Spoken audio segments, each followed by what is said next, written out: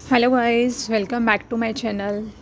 तो आज हम जो है वो फॉरेन पॉलिसी का पार्ट 4 जो है देख रहे हैं इस वीडियो में।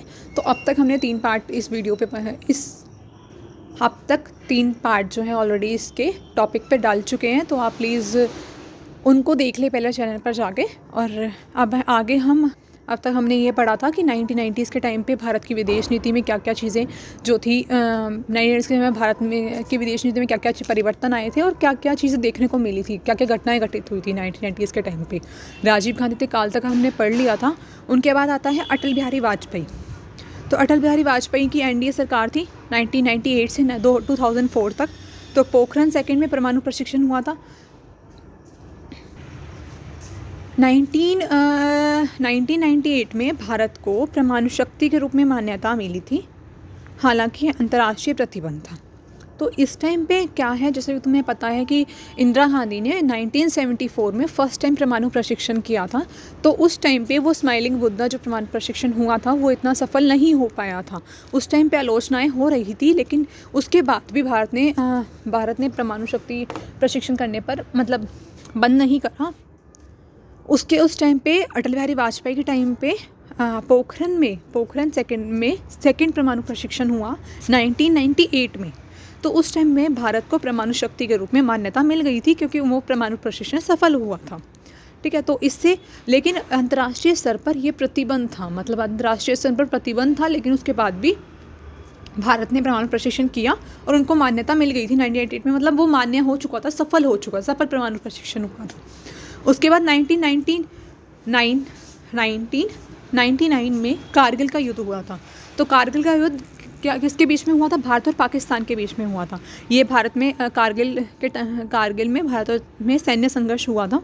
तो पाकिस्तान जो बल थे वो वापस चले गए थे और युद्ध समाप्त हो चुका था। मतलब जो सैन्य थी कारगिल में, वहाँ पर थोड़ा बहुत उनमें सैन्य संघर्ष हुआ था 1999 में, लेकिन बाद में क्या होता, परमाणु जो पाकिस्तानी जो बल थे वो वापस चले गए थे, समाप्त हो गया था। तो ये एनडीए सरकार थी 1998 से 2004 तक। उसके बाद यूपीए सरकार थी 2004 से 2014 तक। तो यूपीए सरकार के टाइम पे क्या क्या हुआ था कि भारत और अमेरिका में 1, 2, 3 समझौता, ये 1, 2, 3 समझौता हुआ था। इसमें क्या था, 2008 में भारत के परमाणु अलगाव को समाप्त किया और नागरिक परमाणु क्षेत्र में अमेरिका के साथ सहयोग का जो है मार्ग प्रशस्त किया। तो जो इनमें अलगाव था उस चीज़ को, उनको समाप्त किया गया भारत 2008 में। और नागरिक परमाणु क्षेत्र में जो अमेरिका का जो संबंध है, सहयोग है, उसका मार्ग प्रशस्त किया। कहीं ना कहीं जो उनके बीच में अलगाव था भारत और अमेरिका के बीच में, उनको समाप्त किया गया 2008 में। और उसके बाद अमेरिका का जो सहयोग है उसको हम भैया अब हम एक दूसरे का सहयोग करेंगे। उसके बाद है इंडिया। अगर हम भारत और चीन के रिलेशन देखें, भारत और चीन के बीच में संबंध कैसा था? 2005 में एक रणनीतिक और सहयोगात्मक साझेदारी देखी गई है भारत और चीन के मध्य। 2013 में क्या हुआ, सीमा रक्षा सहयोग समझौते पर इनमें हस्ताक्षर भी हुआ। तो अभी हम आगे भारत और चीन के बीच में एक पूरे संबंध पढ़ेंगे, तो उसमें बहुत डिटेल में बताया जाएगा कि क्या क्या संबंध हुए, कैसे कैसे ख़राब हुए, कैसे कैसे अच्छे हुए, कैसे कैसे व्यापार होने लगा।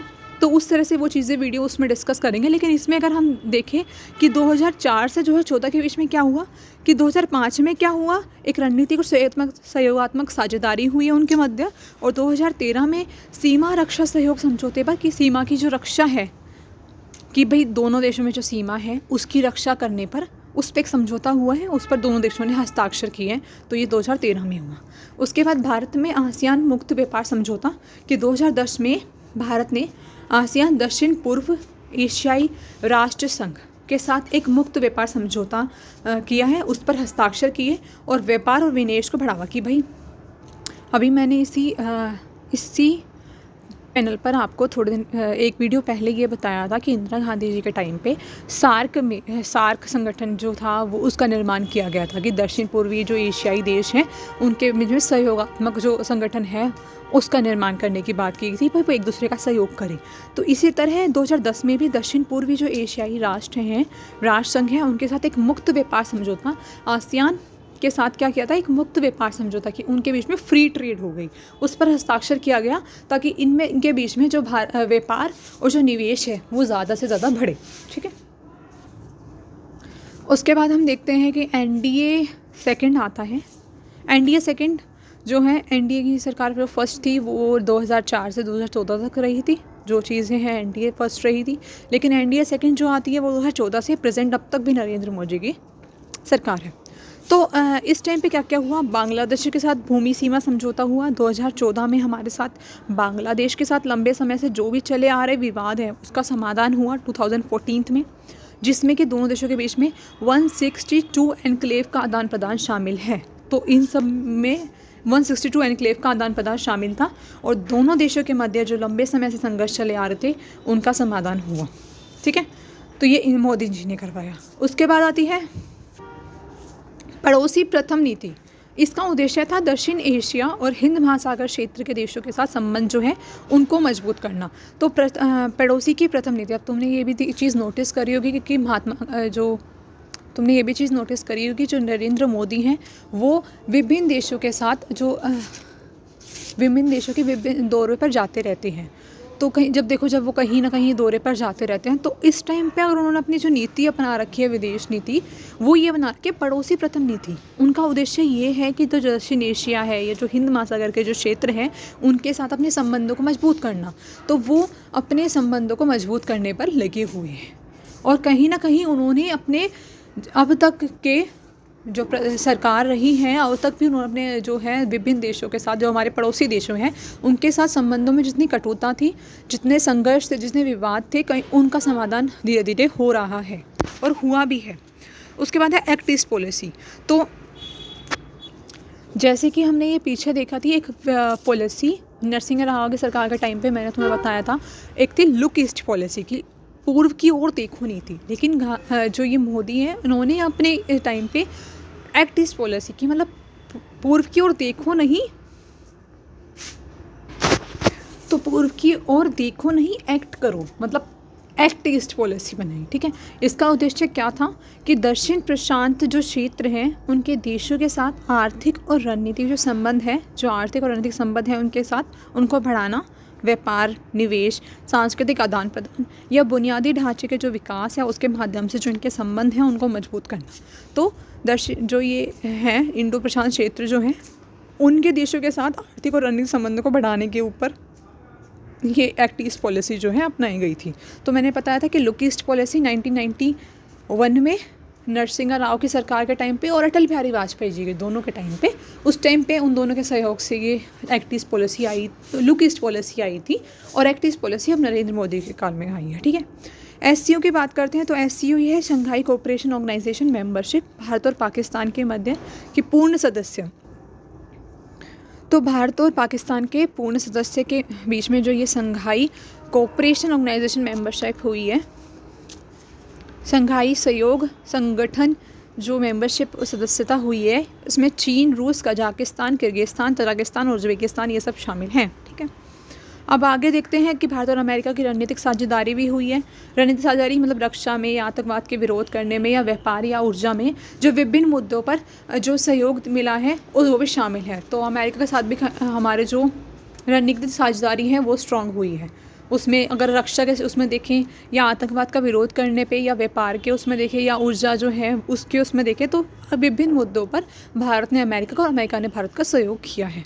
सतत विकास की प्रतिबद्धता, सतत विकास जो है 2015 से लागू हुआ था। पेरिस जलवायु समझौते में भारत की भागीदारी हुई है। ग्रीन हाउस गैस के जो उत्सर्जन है उसको कम करने पे या नवीकरणीय ऊर्जा उसको बढ़ावा देने की प्रतिबद्धता भी, सतत विकास की प्रतिबद्धताएं भी आई है इस टाइम पे। तो ये जो घटनाएं इस टाइम पे हुई है, जैसे कि नरेंद्र मोदी के टाइम पे बांग्लादेश के साथ जो भूमि से हमारा सीमा समझौता हुआ, 162 एनक्लेव का आदान प्रदान होता है, तो वो हुआ। पड़ोसी की प्रथम नीति जो थी इस टाइम पे अपनाई गई। एक्ट ईस्ट पॉलिसी आई। शंघाई कोऑपरेशन ऑर्गेनाइजेशन जो मेंबरशिप है भारत और पाकिस्तान के मध्य वो इस टाइम पे हुई है। भारत और अमेरिका के मध्य जो रणनीतिक साझेदारी हुई है वो इस टाइम पे हुई है। सतत विकास की प्रतिबद्धता है, जैसे सबको पता है सतत विकास, अगर तुम थोड़ा सा इन्वायरमेंट पढ़ा है तो उसमें पता होगा कि 2015 से सतत विकास प्रतिबद्धताएँ लागू हो रही है धीरे धीरे। तो पेरिस जलवायु समझौते में भारत की जो भागीदारी थी, ग्रीन हाउस गैस उत्सर्जन जो है उसको कम करना या नवीकरणीय ऊर्जा उसको बढ़ावा देने की प्रतिबद्धता, तो ये सब प्रतिबद्धताएं भी अभी 2014 से अब तक देखी जा रही हैं, ये कार्य हुए। तो इसी के साथ ही ये वीडियो यहाँ पर मैं ख़त्म करती हूँ। मैं नेक्स्ट वीडियो बनाऊँगी, उसमें नेक्स्ट वीडियो का टॉपिक आपका होगा लुक ईस्ट पॉलिसी और एक्ट ईस्ट पॉलिसी। इन दोनों पॉलिसियों को मैं एक्सप्लेन करूँगी, ये दोनों पॉलिसियाँ क्या क्या थी, इनमें क्या क्या इनकी भाई क्या क्या पहले रही हैं, रणनीतिक पहल क्या रही है, इसमें व्यापार इस टाइम पे कितना इसमें बढ़ावा मिला, कहाँ तक ये सफल रही है, इसमें क्या परिणाम आए, क्या निष्कर्ष आए, क्या प्रभाव आए, तो उन सब चीज़ों को हम कवर करेंगे नेक्स्ट वीडियो में। So stay tuned with my channel. And please like, share and subscribe. That's all for today. Thank you.